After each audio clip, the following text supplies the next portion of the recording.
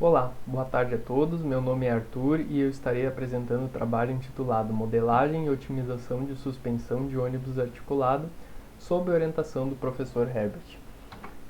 A motivação desse trabalho parte do problema das cidades relacionadas ao transporte, o excesso de automóveis e veículos individuais. E a solução disso passa certamente pela utilização de um transporte coletivo rápido, eficiente e confortável. Os ônibus articulados são utilizados em linhas de alta demanda de passageiros e em sistemas de ônibus rápido como o BRT, Bus Rapid Transit.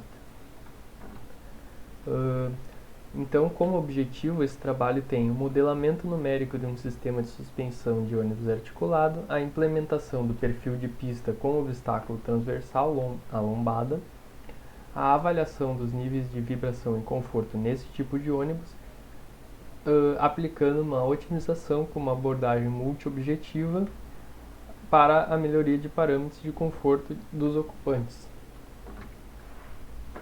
O novo modelo para a dinâmica vertical ele é baseado em um modelo de caminhão com semi-reboque, e assim como o caminhão, o modelo de ônibus escolhido apresenta a suspensão do tipo eixo rígido. Os componentes elásticos da suspensão são bolsões pneumáticos e os componentes dissipativos da suspensão são amortecedores convencionais. Aqui nessa figura nós mostramos uma vista lateral e uma vista frontal do modelo simplificado do ônibus criado. Então nós temos aqui a suspensão através do modelada com um eixo rígido. Os elementos de suspensão são os KS e CS, o modelo de pneus representados como KT e CT, a articulação também é modelada como uma mola e amortecedor, e na parte superior nós temos o assento do motorista, 4 passageiros espalhados em locais distintos do ônibus, e o assento e o motor que está ligado na parte traseira através da rigidez e amortecimento dos coxins.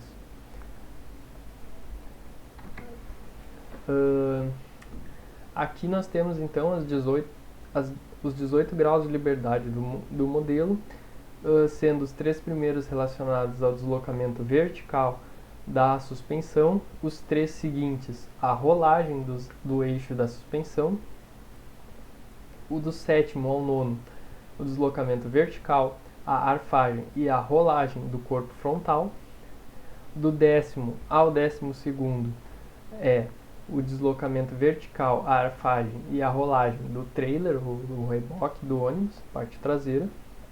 O 13º refere-se ao deslocamento vertical do motor, o 14º ao deslocamento vertical do motorista e 15º ao 18º ao deslocamento vertical dos passageiros.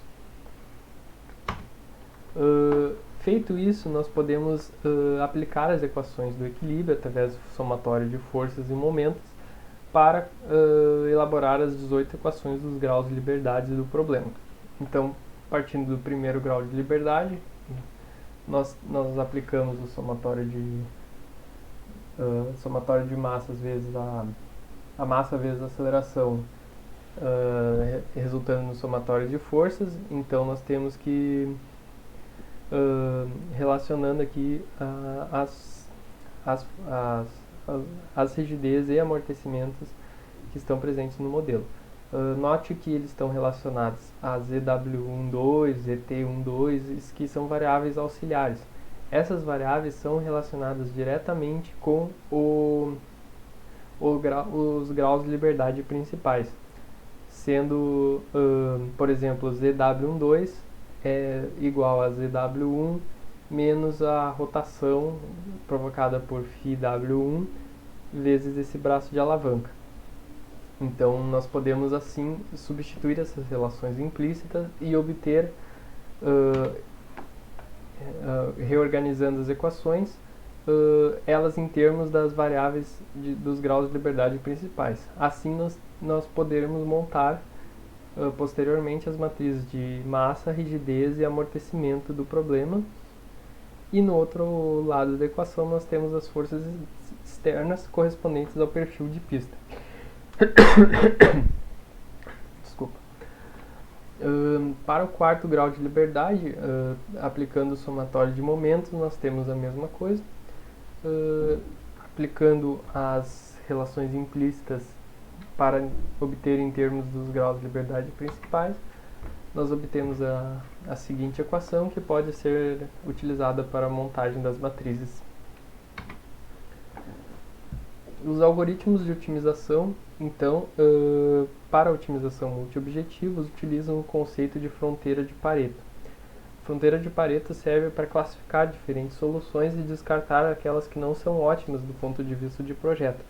Então, as soluções apresentadas nas curvas de Pareto são todas soluções ótimas, possíveis soluções para o problema.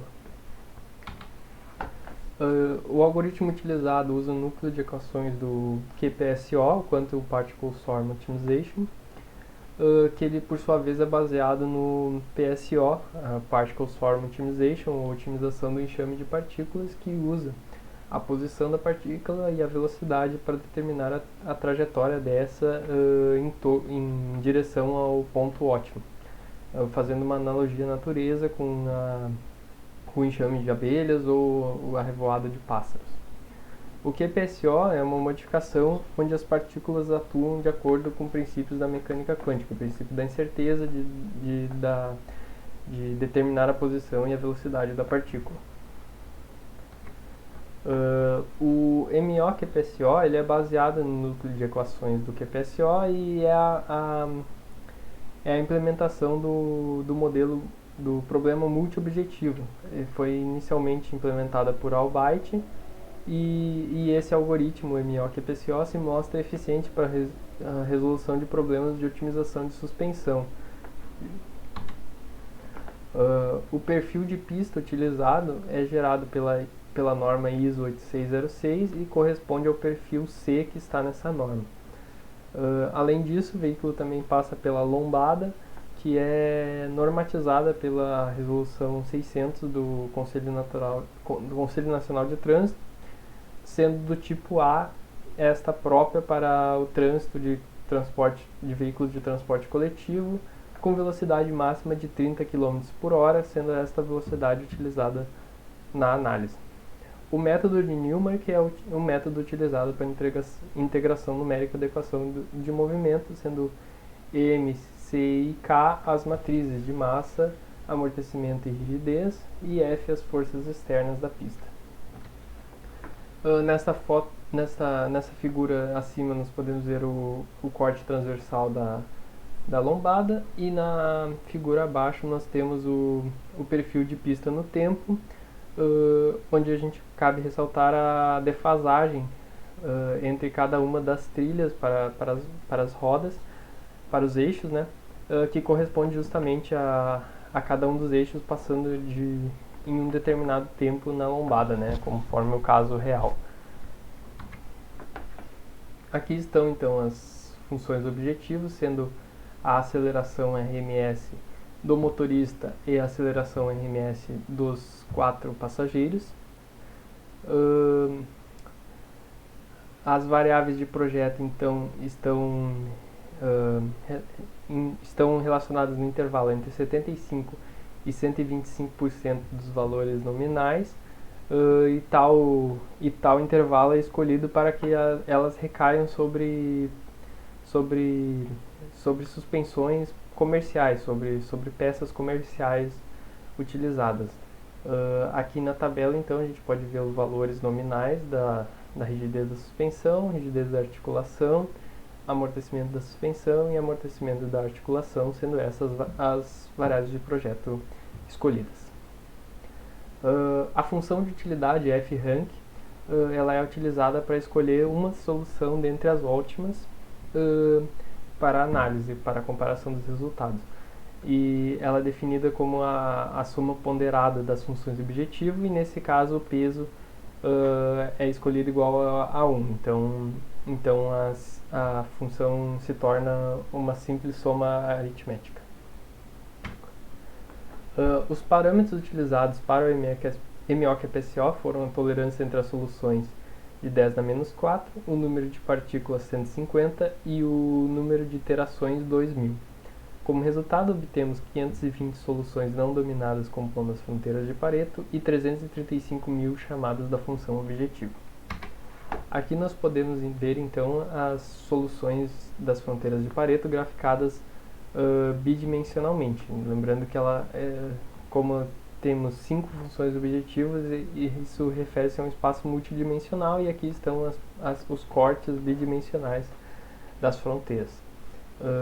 O ponto vermelho, a solução 1, é a solução escolhida em termos da função de utilidade, e nós podemos ver que o comportamento geral das fronteiras de Pareto elas se mostram concorrentes. As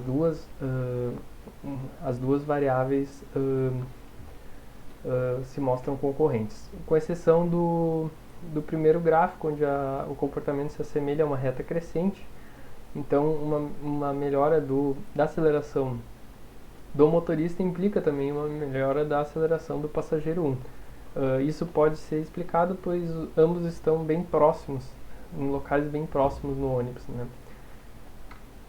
Aqui então nós temos a continuação das fronteiras de Pareto, e também a gente pode ressaltar aqui, né, por exemplo, nesses dois últimos gráficos, onde embora apareça pontos que não estariam sendo otimizados, na verdade todos eles são soluções ótimas das funções objetivas e apresentam melhora em pelo menos um dos aspectos, uma das funções objetivas escolhidas. Aqui nós temos então a comparação entre o valor nominal e a solução 1 escolhida. Podemos reparar que para a rigidez e amortecimento da suspensão, os valores foram para o limite inferior da otimização, o que pode ser também previsto, pois um maior espaço de trabalho da suspensão implica em uma menor vibração transmitida para os ocupantes. Enquanto isso, os parâmetros da articulação, tanto a rigidez quanto o amortecimento, foram para o limite superior, que indica que um menor movimento relativo entre a parte frontal e a traseira é benéfico para o conforto dos ocupantes. Aqui nós temos os valores RMS antes e depois das funções objetivas, e aqui a soma da função de utilidade.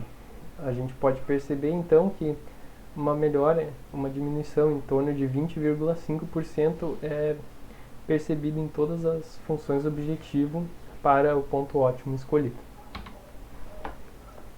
Aqui nós temos os gráficos de aceleração para as funções objetivo, comparando o caso inicial em azul com o valor otimizado em verde.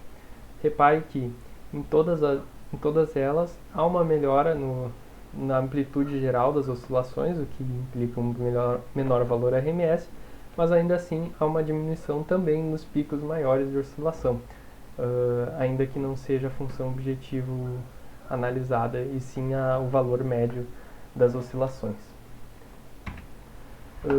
Também podemos ver que a variação da força dos pneus ao solo tem um ligeiro aumento na configuração otimizada, e em virtude justamente do maior espaço de trabalho que a suspensão tem para neutralizar as vibrações por os ocupantes.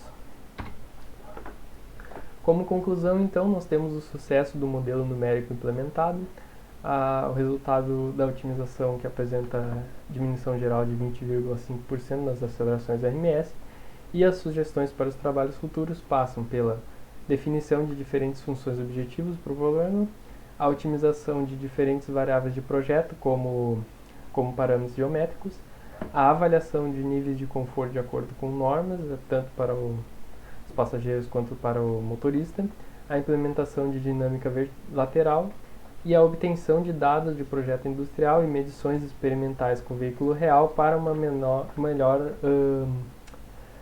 melhor validação do modelo numérico aqui apresentado. É isso então, obrigado a todos.